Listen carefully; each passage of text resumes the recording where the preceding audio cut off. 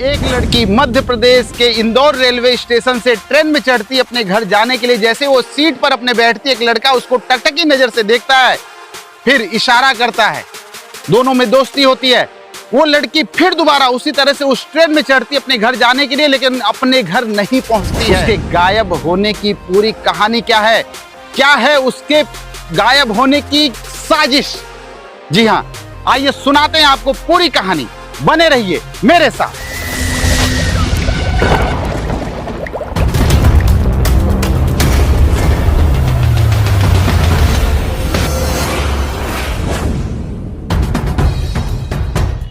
नमस्कार दोस्तों, मैं हूं के बनारस वाले और आशा करते हैं कि आप सभी लोग स्वस्थ होंगे और मस्त होंगे। एक नई क्राइम स्टोरी के साथ मैं फिर आपके साथ सामने हाजिर हुआ हूं। ये जो क्राइम स्टोरी मैं आपको बताने जा रहा हूं, ये मध्य प्रदेश से शुरू होती है और ये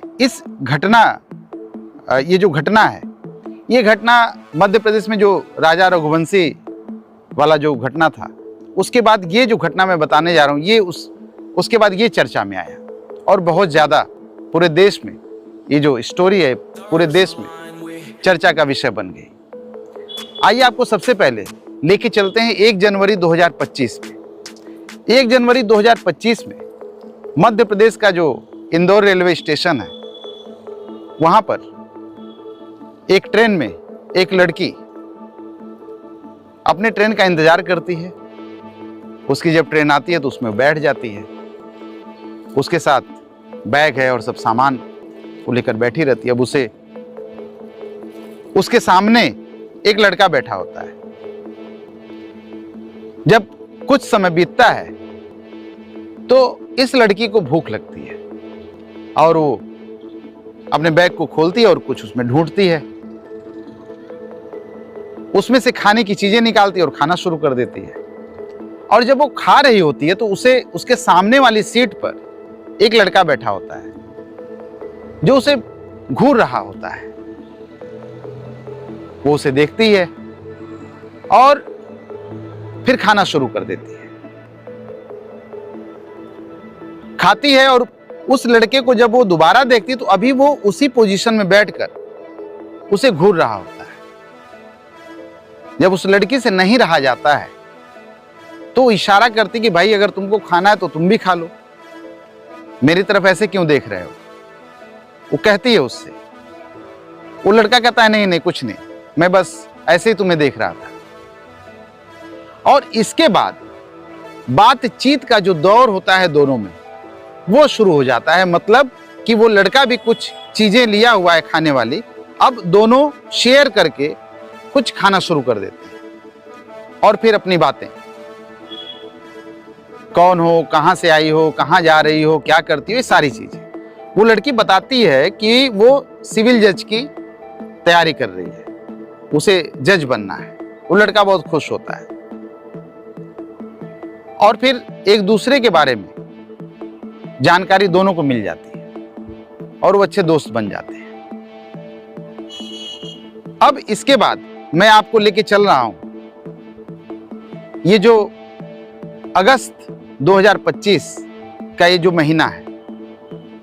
अब उसके बाद 1 जनवरी 2025 के बाद हम अगस्त में आते हैं, जब वो लड़की दोबारा उसी ट्रेन में नर्मदा एक्सप्रेस, उसी स्टेशन पर नर्मदा एक्सप्रेस का इंतजार कर रही होती है। ट्रेन आती है, फिर वो बैठती है और वो समय था रक्षाबंधन का। उसे अपने भाई के पास जाना था राखी बांधने के लिए। सो वो ट्रेन में बैठती है और फिर अपने सफर की तरफ चल देती है। ये जो लड़की है, इसकी उम्र है 29 वर्ष और इसका नाम है अर्चना तिवारी और बनना चाहती है सिविल जज। अब ये जो इंदौर रेलवे स्टेशन पर है, इंतजार कर रही है। इसे इंदौर से बिलासपुर की तरफ जाना है, वहीं बिलासपुर पहुंचना है और ये 3 बजे उस स्टेशन पर रहती है, लेकिन 4 बजे जब ट्रेन आती है तो उसमें बैठ जाती है और सफ़र शुरू हो जाता है। फिर 4:30 बजे के लगभग ये अपनी माँ को फ़ोन करती है और कहती है कि 8 तारीख को, क्योंकि 9 को रक्षाबंधन होता है, ये 7 तारीख को ट्रेन में बैठती है और अपनी माँ से कहती है कि 8 तारीख को सुबह इसके भाई को भेज दीजिएगा।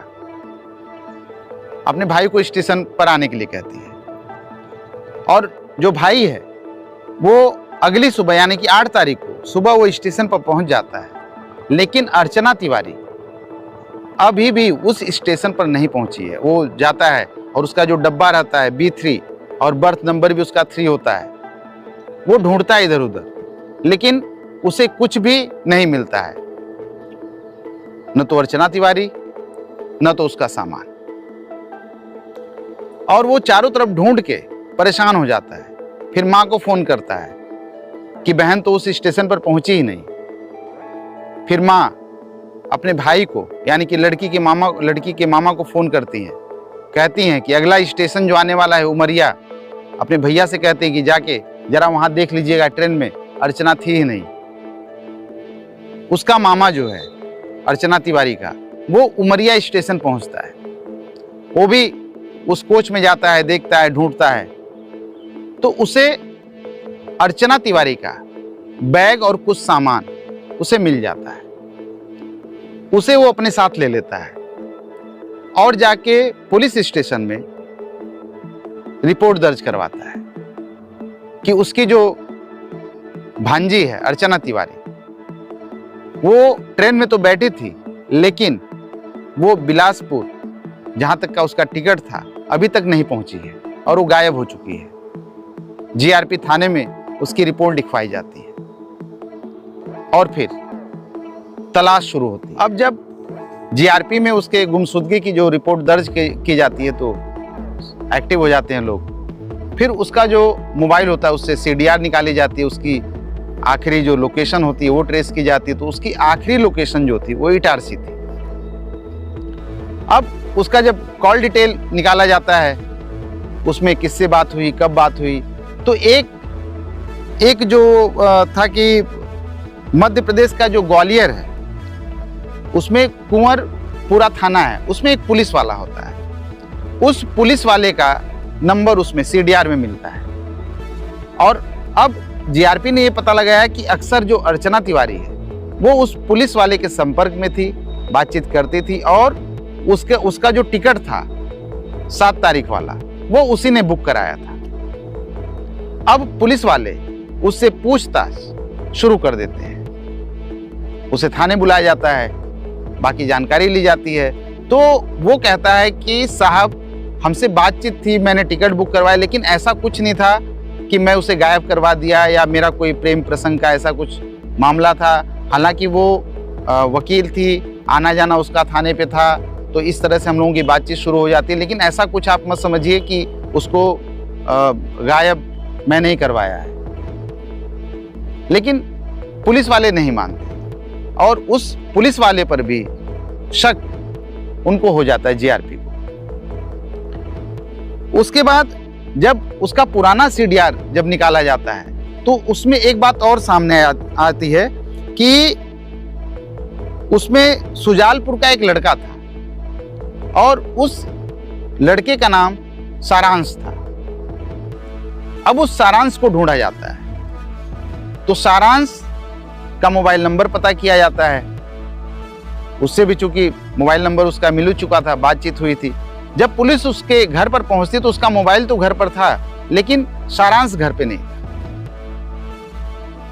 अब सारांश को पुलिस वाले ढूंढते हैं। जब पुलिस पीछे पड़ती है तो सारांश को ही पकड़ा जाता है। तो सारांश बताता है कि जो 1 जनवरी 2025 को जब उस इंदौर रेलवे स्टेशन से जब अर्चना तिवारी अपने घर के लिए जाती हैं तो सामने बैठा जो लड़का था जो उसे घूर रहा था, यही सारांश था। सारांश ने भी ये कहा, ये माना कि हाँ उससे बातचीत होती थी, लेकिन उसके गायब होने में सारांश का कोई हाथ नहीं। अब वो जो ग्वालियर में पुलिस वाला, उसने भी साफ मना कर दिया, सारांश ने भी मना कर दिया। जब पुलिस कड़ाई करती है तो एक और व्यक्ति का जो नाम है वो सामने आता है और उस व्यक्ति का नाम जो था वो था तेजिंदर सिंह। और जो तेजिंदर सिंह था वो ट्रक चलाता था और पूछताछ में पता चला कि तेजिंदर सिंह, सारांश, ये दोनों दोस्त हैं। और फिर तेजिंदर सिंह को भी गिरफ्तार किया जाता है। सारांश और तेजिंदर सिंह दोनों पुलिस थाने में मौजूद हैं। अब इनके ऊपर दबाव बनाया जाता है, पुलिस दबाव डालती है कि कुछ भी हो, तुम सबसे पहले ये बताओ कि अर्चना तिवारी कहाँ है। तेजिंदर सिंह कबूलता है, बताता है कि अर्चना तिवारी नेपाल में है। अभी भी पुलिस को पूरी जानकारी नहीं मिलती है। पुलिस फोन करवाती है, सारांश से भी कहती है फोन करो उस लड़की को जो कि नेपाल के काठमांडू में है। तेजिंदर सिंह उस लड़की को फोन करता है, अर्चना तिवारी, जो कि सही सलामत थी। सारांश उससे बताता है कि पुलिस को सब कुछ पता चल चुका है, एक काम करो तुम वापस आ जाओ। अब उसे धोखे से बुलाया जाता है अर्चना तिवारी को। वो नेपाल छोड़कर अपने देश में इधर आ जाती है और एक जगह पर पुलिस उसे भी गिरफ्तार करती है। अब जो कहानी सामने आती है वो आपको हैरान कर दे। अब पुलिस की गिरफ्त में तीनों आ चुके हैं, अर्चना तिवारी भी है, सारांश भी है, तेजिंदर सिंह भी है। अब ये जो पूरी कहानी पुलिस को बताती है तो पुलिस के होश उड़ जाते हैं। वो कहती है कि उसके माँ बाप उसकी जबरदस्ती शादी करवाना चाहते थे, लेकिन वो सिविल जज की तैयारी कर रही थी, उसे जज बनना था। और इस बार माँ बाप ने कहा था कि तुम अब की बार जब रक्षाबंधन पे आओगी तो तुमको फिर वापस जाने नहीं दिया जाएगा, हम लोग तुम्हारी शादी कर देंगे। तो इसके दिमाग में एक आइडिया आया, एक साजिश रची गई कि क्यों ना मैं खुद गायब हो जाऊं कहीं। और फिर ये जो प्लान बनाया जाता है, सारांश जो उसको ट्रेन में मिलता है जिससे उसकी दोस्ती हो जाती है, और उसका दोस्त जो तेजिंदर सिंह होता है, और तीनों मिलके एक प्लान बनाते हैं कि बीच रास्ते से जो आखिरी जो स्टेशन मिलता है उसका,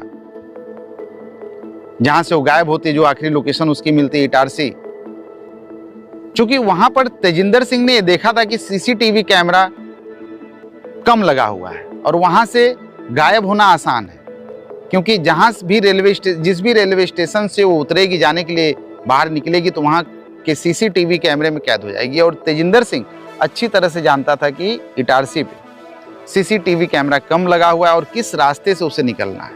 ये पूरा प्लान बनाकर उधर जब निकलती वहां से तो सारांश गाड़ी लेके खड़ा था। उसके बाद वो तीनों साथ में मिल जाते हैं और उसे फिर नेपाल के काठमांडू में भेज दिया जाता है।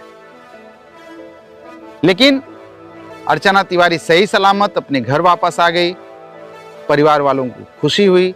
लेकिन अर्चना तिवारी चूंकि वकील थी और सब कानून वो अच्छी तरह से जानती थी, वो सबको घुमाना चाह रही थी, लेकिन अपने ही बनाए जाल में वो फंस चुकी थी। और ये जो जाल इसने बुना था गुमशुदगी का, अपने गायब होने का, ये भी एक क्राइम था। शायद उसको अब समझ में आएगा कि पुलिस वाले को या तो फिर अपने परिवार को या फिर अपने ही गायब गुमशुदगी खुद को अगवा करवा देना, ये भी एक क्राइम है।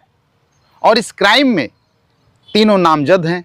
हालांकि अभी तक एफआईआर नहीं लिखी गई थी, लेकिन तीनों ने एक बहुत बड़ा गुनाह किया, एक साजिश रची, और तीनों उसी जाल में फंस चुके थे और पुलिस की गिरफ्त में थे।